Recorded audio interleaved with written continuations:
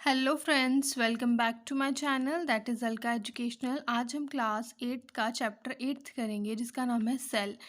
तो इसमें हमारा आएगी cell is a basic structure unit of an organ. ठीक है, हमारी जो बॉडी है वो किससे बनी है? सेल से। ठीक है, सेल मिलके क्या बनाता है? टिश्यू, टिश्यू मिलके बनाता है ऑर्गन, ऑर्गन मिलके बनाता है ऑर्गन सिस्टम। तो हमारी पूरी बॉडी किससे बनी है? मिलियन ऑफ सेल्स से बनी है। उसके बाद है कि discovery of the cell. Discovery of the cell किसने की थी? सबसे पहले रॉबर्ट हुक ने की थी। किसमें? 1665 में। और उसने क्या यूज़ की थी? Slice of cork. ठीक है, स्लाइस ऑफ कॉर्क को यूज़ करके उसने खुद का बनाया हुआ माइक्रोस्कोप था उसका, और उसने उससे नोटिस किया, उसने उसमें देखा कि मतलब कि स्लाइस ऑफ कॉर्क में सेल का स्ट्रक्चर देखा। जो भी सेल्स थे कॉर्क के बीच में, जो भी सेल्स या बॉक्सेस, जो भी मतलब ऐसे ऐसे करके बॉक्सेस बने हुए थे ऐसे करके। ठीक है, ऐसे ऐसे जैसे बी का हाउस होता है ना, वैसे क्या बने हुए थे बॉक्सेस, और वो जो उसके सेल और बॉक्सेस थे, ठीक है, cork were actually dead cells. वो सेल्स क्या थे? डेड सेल्स थे। Human body has trillion of cells. जो ह्यूमन बॉडी में कितने सेल्स होते हैं? ट्रिलियन ऑफ सेल्स होती हैं। अब बिलियन इज 1000 मिलियन। 1 बिलियन किसके इक्वल होता है? 1000 मिलियन के। 1 ट्रिलियन, ट्रिलियन किसके इक्वल होता है? 1000 बिलियन के। तो ये भी हमारी क्या आ सकती है। उसके बाद कहते हैं जो single celled organisms are called unicellular. जिसमें सिंगल सेल है, एक ही सेल है, वो यूनिसेल्युलर होते हैं। और जिसमें मल्टी सेल्स होते हैं, जैसे हम हैं, उसको मल्टी सेल्युलर कहा जाता है। तो अगर सिंगल सेल ऑर्गेनिजम्स हैं जिसमें एक ही सेल है, तो जो उसमें जो एक सेल है वही सारे फंक्शन करेगा। All necessary functions that multi cellular organism perform. तो वो सिंगल सेल वही फंक्शन करेगा जो हमारी बॉडी है मल्टी सेलुलर है। तो हमारी बॉडी में अलग अलग सेल, ग्रुप ऑफ सेल्स का अलग अलग काम है, बट यहाँ पर अगर सिंगल ही सेल है तो वो सारे पर काम परफॉर्म करेगा। जैसे कि एक फैमिली में एक ही पर्सन है तो वो सारे फैमिली के काम जितने भी हैं वो एक ही पर्सन करेगा। ठीक है, तो वैसे ही अगर मतलब कि एक फैमिली में 10 पर्सन्स हैं, ठीक है, 10 पर्सन्स हैं, तो वो क्या करेंगे? वो काम डिवाइड कर लेंगे। ठीक है, अब सिंगल है तो सिंगल को ही सारे काम करने पड़ेंगे। वैसे अगर सिंगल सेल ऑर्गेनिज्म है उसको खुद को ही सारे काम, सारे फंक्शंस जो भी बॉडी के हैं वो परफॉर्म करने पड़ेंगे। और मल्टी सेलुलर, जैसे मल्टी सेलुलर ऑर्गेनिजम्स डिवाइड करके करते हैं। अब जो अमीबा है हैव नो डेफिनाइट शेप। जो अमीबा है वो सिंगल सेल्ड ऑर्गेनिज्म है, इसकी कोई डेफिनेट शेप नहीं होती। ये मतलब कि ऐसे ऐसे इसकी बॉडी होती है। ठीक है, a white blood cell in human blood is another example of single cell. Single cell की एग्जाम्पल्स होगी अमीबा, और जो वाइट ब्लड सेल्स है ना हमारी बॉडी में वो भी सिंगल सेल्ड है।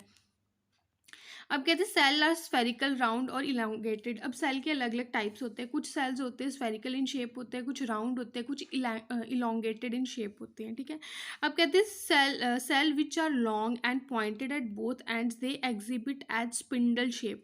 अब वो सेल्स जो लॉन्ग होते हैं और पॉइंटेड होते हैं, बोथ एंड्स में पॉइंटेड होते हैं, उनको क्या कहा जाता है? स्पिंडल शेप बोला जाता है। जैसे ये देखो, ये अमीबा का स्ट्रक्चर है, सिंगल सेल्ड है, ये यूनिसेलुलर मतलब कि सिंगल सेल है। अमीबा का स्ट्रक्चर है ये। ठीक है, पैरामीशियम का स्ट्रक्चर है, ये भी सिंगल सेल है। ठीक है, अब जैसे मैंने बोला सिंगल सेल ऑर्गेनिज्म की अगर बात करें तो हमने अमीबा ले लिया। तो अमीबा है वो क्या करेगा? कैप्चर एंड डाइजेस्टेड फूड, रेस्पिरेज, जो भी मतलब फंक्शंस है हमारे बॉडी के, जो भी फंक्शंस है, ग्रोल, रिप्रोडक्शन, जो भी है वो एक सिंगल सेल ऑर्गेनिज्म ही करेगा। सिमिलर फंक्शन इन मल्टी, जैसे मल्टी सेलुलर में हर एक मतलब कि ग्रुप ऑफ सेल्स अलग अलग काम करते हैं। ठीक है, तो इसमें क्या है? सिंगल सेल ही हर एक जो भी हमारे डाइजेशन करेगा या एक्सक्रीशन करेगा, जो उसकी ग्रोथ होगी, जो रिप्रोडक्शन होगी, सब सिंगल सेल ऑर्गेनिज्म करेंगे। उसके बाद कहते हैं जो वाइट ब्लड सेल्स है, WBC बोला जाता है इन ह्यूमन बींग्स में, वो अलग अलग क्या आ गया? हमारा सिंगल सेल का एग्जाम्पल आ गया। ठीक है, उसके बाद बोला कि स्फेरिकल शेप में होते हैं, इलांगेटेड होते हैं। ठीक है, तो इन जब जो इलांगेटेड होंगे ना, जैसे बी शेप, ये देखो फ्रंट से और एंड से, टॉप से एंड से, ये क्या है? पॉइंटेड टाइप है, इसको स्पिंडल बोला जाता है। ठीक है, ये लॉन्ग टाइप हो गए। ठीक है, तो ये क्या है? 3 टाइप्स ऑफ शेप्स होती हैं सेल की। ठीक है, और उसके बाद कहते हैं कि सेल स्फेरिकल, राउंड और इलोंगेट होते हैं। Some are branches, branches like जैसे कि नर्व सेल्स है, न्यूरॉन या नर्व सेल। ये देखो ब्रांच टाइप आ गया, इसकी ब्रांचेस हैं, तो ये क्या है? ये नर्व सेल्स है। ठीक है, लॉन्ग ब्रांच, लॉन्ग भी है और ब्रांच टाइप सेल है, तो ये क्या है? Nerve cell. ठीक है, तो कभी कभी ऐसे क्वेश्चन आ जाता है कि एक सेल है कि वो टॉप से और बॉटम से पॉइंटेड है, लॉन्ग है, तो मतलब कि वो उसको क्या बोलेंगे? तो उसको स्पिंडल शेप बोलेंगे। अब नर्व सेल का तो हमने बोला था ना कि नर्व सेल क्या होता है, रिसीव एंड ट्रांसफ़र मैसेजेस। जो भी हमारे कुछ भी हम एक्शन कर रहे हैं, फटाफट हमारे ब्रेन में वो जब मैसेज आएगा और हम मतलब कि कुछ एक्शन करेंगे, तो नर्व सेल क्या करता है, रिसीव एंड ट्रांसफ़र मैसेजेस करता है। Nerve cell help to control and coordinate the working of different part of body. अब नर्व सेल ही है जो कंट्रोल करेगा कि हमारी बॉडी कैसे वर्क करेगी। तो ये सारा काम किसका है, नर्व सेल का। नर्व सेल हेल्प करती है कि हमारी बॉडी का जो भी कंट्रोल सिस्टम है वो नर्व सेल है। कैसे हमारी बॉडी वर्क करेगी, किस टाइम पे क्या एक्शन करेगी, क्या नहीं करेगी, वो सब किसके हाथ में है, नर्व सेल के हाथ में। अब इसमें एक वर्ड आया मेम्ब्रेन, टाइप है। तो membrane provide shape to the cell of plant and animal cell. अब देखो किसी की शेप हमारी बॉडी में जैसे शेप है, हमारी बॉडी के हर एक ऑर्गन की अलग अलग शेप है ना, तो वैसे ही जो सेल की शेप है वो कौन उसको प्रोवाइड करता है, मतलब किसकी हेल्प से, जो भी उसकी शेप है वो मेम्ब्रेन एक उसको क्या देगी, स्ट्रक्चर देगी। चाहे वो प्लांट सेल है, चाहे वो एनिमल सेल है। सेल वॉल क्या है, एक एडिशनल कवरेज आ गई। मेम्ब्रेन क्या करेगी, शेप देगी, और जो सेल वॉल है, जैसे हमारे घरों की वॉल हमें प्रोटेक्ट कर रही है ना, वैसे वो प्रोटेक्ट करेगी। ठीक है, तो सेल वॉल क्या आएगी कि एक एडिशनल कवरेज है। क्या है, कि एडिशनल कवरेज है over cell membrane. Cell membrane है, उसके ऊपर एक एडिशनल कवरेज है। जैसे हम बोल दें कि अब हम अपने घरों में पहले क्या किया जाता है, प्राइमर किया जाता है, उसके ऊपर पेंट किया जाता है। तो जो प्राइमर है वो क्या है, हमारी मेम्ब्रेन है, और उसके ऊपर जो पेंट किया जाता है वो क्या है, उसकी सेल वॉल है। ठीक है, अब कहते हैं cell wall giving shape and rigidity to this cells. तो जो सेल वॉल है वो क्या करेगा, उसको एक शेप भी दे देगा और उसको एक रिजिडिटी मतलब हार्डनेस भी दे देगा उस सेल को।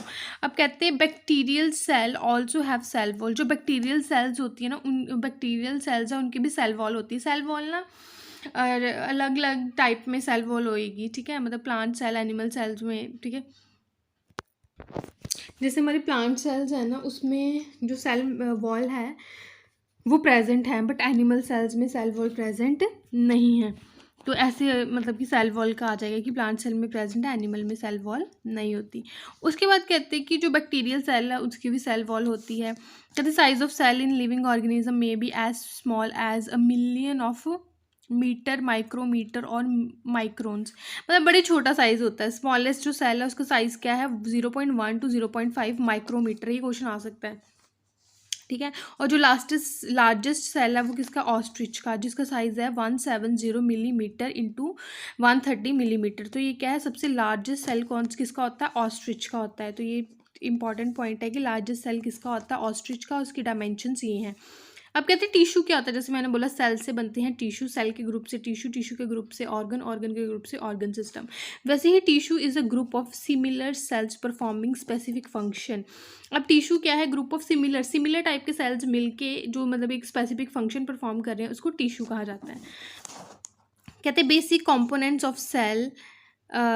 ठीक है, सेल इज सेल मेम्ब्रेन है। ठीक है, अब जैसे देखो हमारे पास क्या है, ये सेल मेम्ब्रेन है। ठीक है, सेल मेम्ब्रेन है, जैसे मैंने बोला कि हमने प्राइमर कराया, उसके बाद हमने क्या किया, पेंट। जो पेंट है वो सेल वॉल है। तो अब सेल मेम्ब्रेन मतलब के बीच में क्या क्या होता है, साइटोप्लाज्म एंड न्यूक्लियस होता है। क्या होता है, साइटोप्लाज्म और न्यूक्लियस इस सेल मेम्ब्रेन के बीच में इनक्लोज्ड होता है। तो पूछ सकते हैं सेल मेम्ब्रेन के बीच में क्या क्या चीज़ होती है, साइटोप्लाज्म एंड न्यूक्लियस होता है इसके बीच में। तो जो सेल मेम्ब्रेन है separate cell from one another and also the cell from surrounding medium. अब सेल मेम्ब्रेन का क्या काम है, ये एक मेम्ब्रेन है जो क्या करती है, सेपरेट करेगी सेल को फ्रॉम अनदर और सेल्स इसको सेपरेट करेगी, and also the cell from surrounding medium, और जो भी साइड में उसके मीडियम है उससे भी उसको क्या करेगी, सेपरेट करेगी। उसके बाद कहते हैं एक प्लाज्मा मेम्ब्रेन भी होती है, is a porous and allow the movement of substances और material both inward and outward. अब देखो प्लाज्मा मेम्ब्रेन क्या करेगी, अब सेल के बीच में मटेरियल को आना, सेल से बाहर मटेरियल का जाना, वो कौन मतलब अलाउ करेगा, प्लाज्मा मेम्ब्रेन। क्या करेगी, प्लाज्मा मेम्ब्रेन। ठीक है, तो प्लाज्मा मेम्ब्रेन क्या है, एक porous and allow the movement of substances. ठीक है, तो अगर सेल के बीच में कोई मटेरियल आएगा या बाहर जाएगा, वो कौन अलाउ करेगा, प्लाज्मा मेम्ब्रेन। अब कहते हैं cell wall protect the plant from high wind temperature atmospheric moisture. अब सेल वॉल क्या करेगी, जैसे हमारे घर की दीवारें क्या करती हैं, हमें प्रोटेक्ट करती हैं कि कोई भी धूप से हवा से, ठीक है, एटमॉस्फेरिक मॉइस्चर से। तो वैसे ही एक प्लांट की जो सेल वॉल है वो क्या करेगी, प्रोटेक्ट करेगी प्लांट को। प्लांट में ही होती है सेल वॉल, एनिमल्स में नहीं होती, तो वो प्रोटेक्ट करेगी उसको हाई विंड से, टेम्परेचर से, एटमॉस्फेरिक मॉइस्चर से उसको प्रोटेक्ट करेगी। अब देखो जैसे हमने यहाँ पढ़ा कि एक सेल के बीच में क्या होता है, साइटोप्लाज्म एंड न्यूक्लियस होता है। तो जो साइटोप्लाज्म क्या होता है कि present between the cell membrane and the nucleus. तो ये किसके बीच में प्रेजेंट होता है, सेल मेम्ब्रेन और न्यूक्लियस के बीच में प्रेजेंट होता है, उसके बिटवीन, ठीक है। न्यूक्लियस क्या होता है, located in the centre of the cell. Cell के सेंटर में क्या होता है हमारा, न्यूक्लियस होता है। क्या होता है, न्यूक्लियस। ओके, देखो ये सेल है, सेल के सेंटर में क्या होता है, न्यूक्लियस, और उसके साइड में क्या होता है, cytoplasm.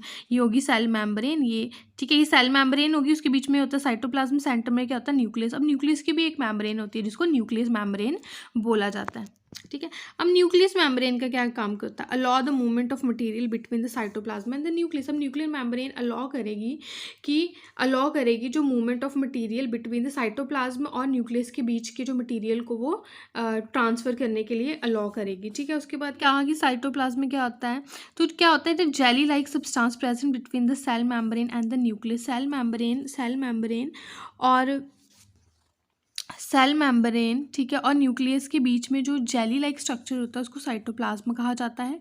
Various other components are organelles of cell are present in the cytoplasm.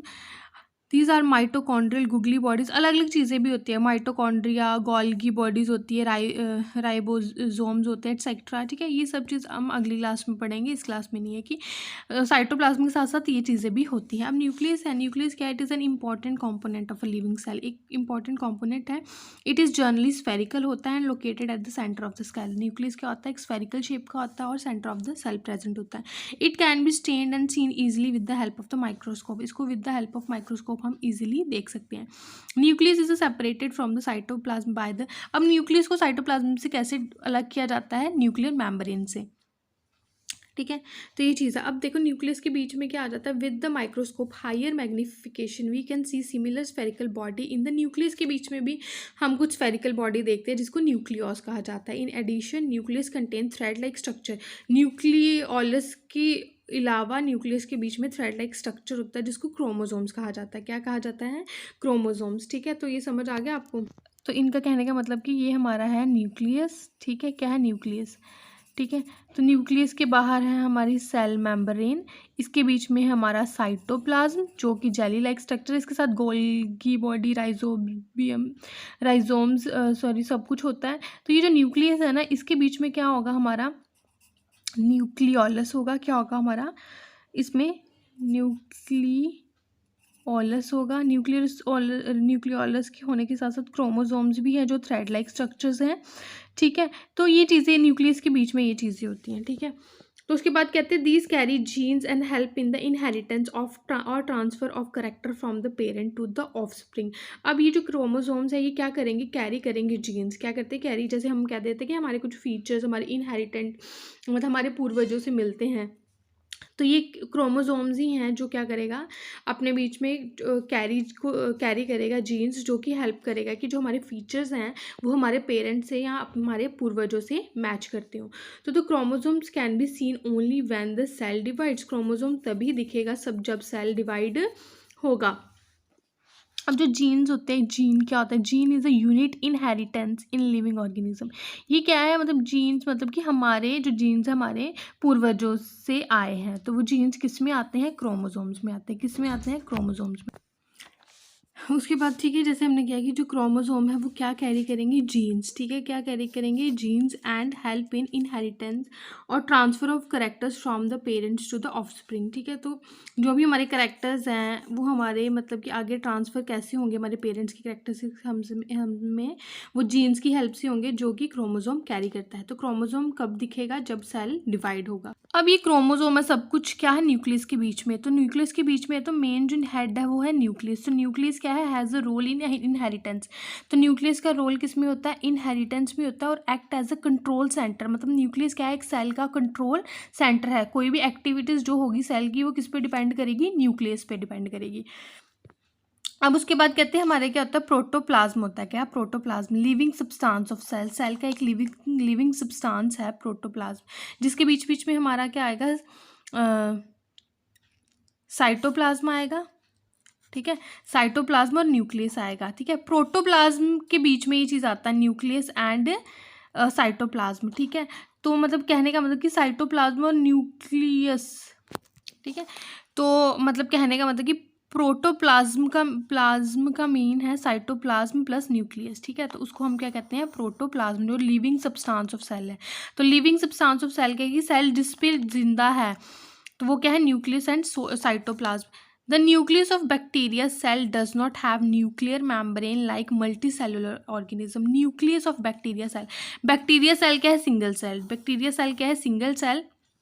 इसकी मतलब न्यूक्लियर मेम्ब्रेन नहीं होती, मतलब न्यूक्लियस है बट न्यूक्लियस की न्यूक्लियर मेम्ब्रेन नहीं होगी।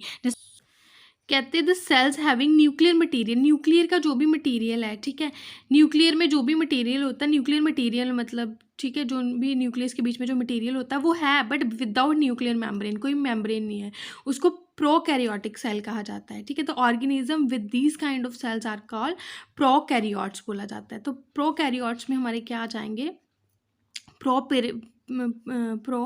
प्रिमिटिव्स आएंगे, कार्योन, ठीक है, nucleus. Example are bacteria and blue green algae. Bacteria and जो ब्लू ग्रीन एल्गी है, इसमें न्यूक्लियर मटेरियल्स तो होंगे बट विदाउट न्यूक्लियर मेम्ब्रेन होंगे। वहीं जो दूसरी साइड हमारे क्या होते हैं, यूकैरियोट्स क्या होते हैं कि जिसमें वेल ऑर्गेनाइज न्यूक्लियस है विद न्यूक्लियर मेम्ब्रेन। ठीक है, और जिसको यूकैरियोट्स कहा जाता है। तो यूकैरियोट्स की एग्जांपल्स क्या हो जाएंगे, the cell like onion cell and cheek cells. इसमें वेल ऑर्गेनाइज न्यूक्लियस होता है विद न्यूक्लियर मेम्ब्रेन। कहते हैं all organism other than bacteria and blue green algae are eukaryotes. मतलब कि बस ब्लू ग्रीन एल्गी और बैक्टीरिया को छोड़ के बाकी सबके वेल डिफाइंड न्यूक्लियस होता है विद न्यूक्लियर मेम्ब्रेन।